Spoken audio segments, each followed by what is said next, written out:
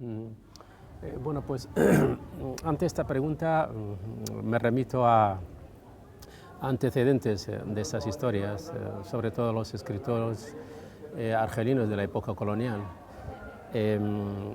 Uno de estos referentes decía que él hablaba el francés porque quería decirle a los franceses que no era un francés, que era argelino, o sea, defendiendo su identidad, utilizando una lengua para transmitir, digamos, su obra literaria. Nosotros en el Sáhara Occidental la lengua española nunca la hemos considerado una lengua colonial, una lengua de imposición colonial. Convivió con nuestra literatura, convivió con nuestra cultura, convivió con nuestra sociedad durante un siglo y ahí se quedó. La hemos considerado siempre un patrimonio lingüístico que hemos incorporado como un ingrediente más antropológico de identidad en nuestra sociedad. Y la hemos declarado también como lengua obligatoria en nuestra enseñanza, en la educación de nuestros hijos. Y el resultado hoy en día son miles de académicos que han estudiado en Latinoamérica, que han estudiado aquí en España, y con esto, bueno, pues entendemos de que hay una coexistencia lingüística muy importante, y esto yo se lo digo siempre a los investigadores, a los historiadores, que primero, para conocer la historia de la lengua española entre los saharauis, tienen que estudiar su coexistencia pacífica, lingüística, cultural con el Hassaniyya, que convivieron las dos lenguas. El por qué es mi expresión literaria, el por qué yo escribo en español y no escribo en Hassaniyya. Yo escribo en los dos idiomas, porque alimento mis trabajos literarios basándome siempre, digamos, en la propia cultura saharaui, que su raíz está en la lengua Hassaniyya. Y con todo esto intento demostrar una vez más que hay dos lenguas que conviven, como lo fueron en siglos pasados aquí en España. Y si me remito a algún ejemplo, pues me remito, digamos, a Toledo y las tres culturas que convivieron ahí, la cristiana, la judía y la árabe durante varios siglos. Luego, pues la época del andaluz también, si nos remitimos a Córdoba, a Granada también, la historia de la jarcha, que nació y introdujo, digamos, este nuevo género en la literatura española. En el Sáhara también esta lengua. Muchas veces cuando intento explicarla y acercarla a la gente en las universidades americanas, porque ahí hago muchas conferencias, me dirijo a los estudiantes y le digo, ¿hasta dónde llegó la lengua española en nuestra cultura? ¿Hasta dónde? Y explico justamente que a principios del siglo XX hubo un debate poético en el que cuatro clásicos poetas saharauis de la época utilizaron o inventaron ellos mismos una, digamos, una composición poética híbrido Hassaniyya y español. Lo mismo que pasó en la época del andaluz también, la jarcha, lo que se llamó la jarcha. Y esa jarcha saharaui le llaman Mrimide en Hassaniyya.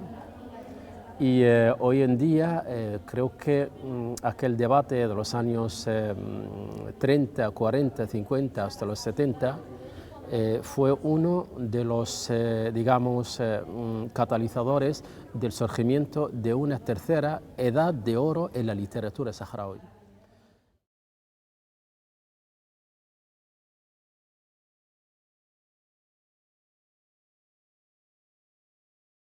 Sí. Yo pertenezco a una generación nacida en los años 60 y empezó sus primeros colegios con maestros de la metrópoli de la época, algunos de la península, otros de las Islas Canarias, Baleares. Y me eduqué desde el primer momento hablando los dos idiomas, en la familia y en el colegio y mi vida en la calle.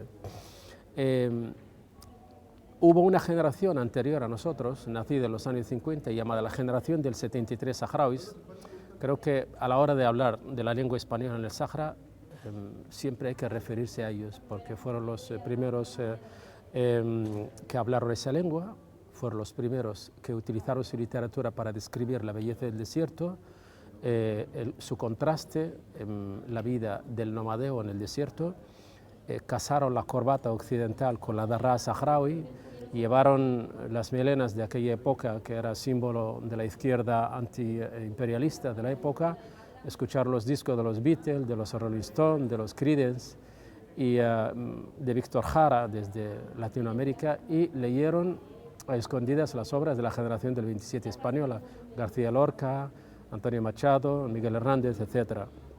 Entonces creo que esa generación fue la punta del iceberg que empezó, digamos, a perfilar esa presencia de la lengua española entre nosotros como cultura. Y de ahí, bueno, pues viene la inspiración de muchas generaciones en esta generación del 73 saharaui, la generación llamada así, generación del 73 saharauis. Igual como les llevó a ellos a escribir literatura, a hacer ensayo, aunque no tuvieron la oportunidad de publicar obras, sin embargo sus trabajos aparecen en revistas de la época, en seminarios de la época y en folletos de las organizaciones juveniles de la época, en los institutos, etc. Sin embargo nosotros, mi generación, llamada generación de la amistad, sí que tuvimos esa oportunidad de, bueno, pues, de poder publicar, de poder adentrarnos en el mundo del libro desde ese marco, digamos, hispano, ibérico, y abrir nuestro espacio en ese mundo. Nuestra literatura es una literatura, como había comentado en la conferencia, es una literatura de compromiso, es una literatura de buscar raíces y de asentar, digamos, una base en el mundo hispano en general. Escribimos también hasanía. Muchas veces compaginamos, digamos, las dos lenguas para hacer un ensayo o para hacer un verso o una prosa poética y llevarnos con las dos herramientas juntas, sin desvincular una de la otra. Y esta es una de nuestras características. España solamente tuvo en el territorio africano, en el continente africano, dos colonias, Guinea Ecuatorial y el Sáhara Occidental. Y siempre hemos dicho, no nos ha dejado grandes ciudades, ni industrias, ni infraestructuras que puede dejar presencia de una metrópoli que ha estado ahí un siglo. La única cosa más bella que nos ha dejado fue la lengua de Cervantes. Y esa lengua es la que nos ha llevado también a conocer esa literatura y a escribir en ella. Yo muchas veces en mis trabajos que hago, en las conferencias me preguntan, ¿piensas en español o piensas en hasanía? Y le digo, bueno, pues si os digo que pienso con los dos idiomas, pues acierto. Y si os digo también que pienso en español, pues acierto también. Hay algo ahí que está presente en nuestro pensamiento y en nuestra forma de pensar y de reaccionar y de reflexionar, que está imbuido por las dos lenguas. Pero muchas veces influye el español por la riqueza de vocabulario, de argumentos, de recursos que podemos utilizar más en hasanía.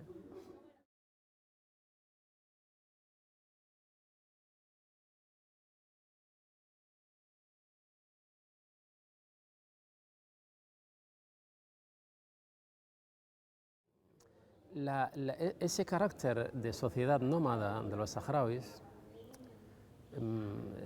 muchas veces cuando lo miramos encontramos que realmente, digamos, esta literatura nuestra, lo que es la narrativa. Nuestra narrativa es totalmente oral y no ha sido traducida. Y muchas veces los que conocemos esa narrativa oral que viene, tiene sus raíces en hasanía, muchas veces pensando en español, escribimos una narrativa también similar a la de hasanía, ya sea yendo uno a traducir cuentos orales de Shertat o del personaje el Gonfú del erizo o de la liebre o de la camella o de la oveja. Y bueno, pues si te encuentras de que bueno, pues, estás haciendo una narrativa, pero basada en lo que es la narrativa oral tradicional saharaui. El español aquí podemos preguntar si es un vehículo para, digamos, transmitir esta narrativa. Pues sí, es un vehículo y es un vehículo muy importante.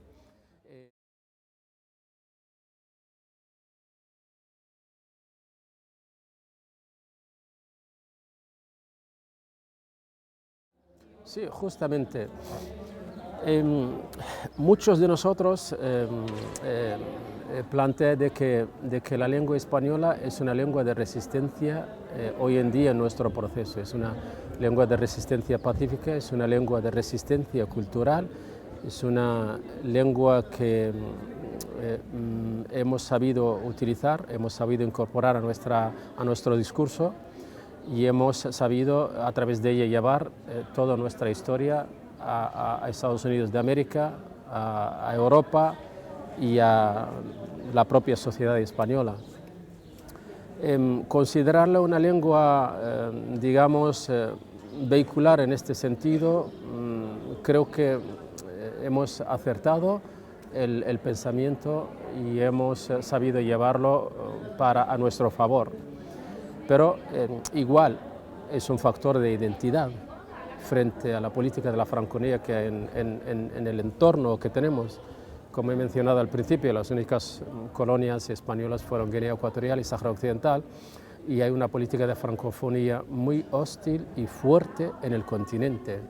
España, cuando se retiró de las 3 ciudades que ocupa Marruecos, Dakhla, Villa Cisneros, Bojador, El Aaiún y Smara, destruyó todos los colegios que había dejado la metrópoli. Los saharauis, para mantener esta lengua viva entre ellos como factor de identidad, a diferencia de una cultura que es francófona y que fue colonia francesa, me refiero a Marruecos, los saharauis han sabido mantenerlo dando clases a sus hijos de forma clandestina en sus casas.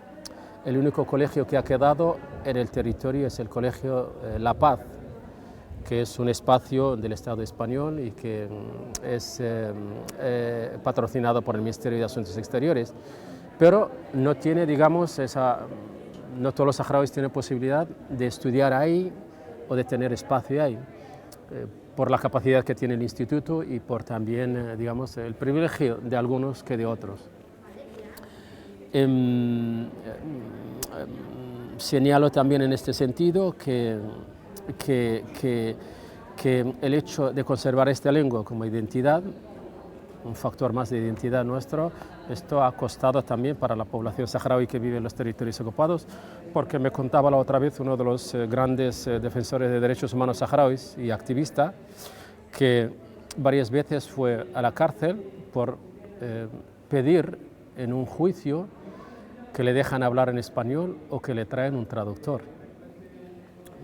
Otras veces también por dirigirse a unos policías en español y ellos le increpaban que esta es una lengua colonial y que esto es Marruecos y no debe hablar el español. Y si habla algo, pues puede hablar el francés o la derija, y los saharauis no entendemos la derija marroquí ni entendemos el francés. Entonces, bueno, pues es una lucha constante de identidad, que la lengua está en el centro de atención en todo esto.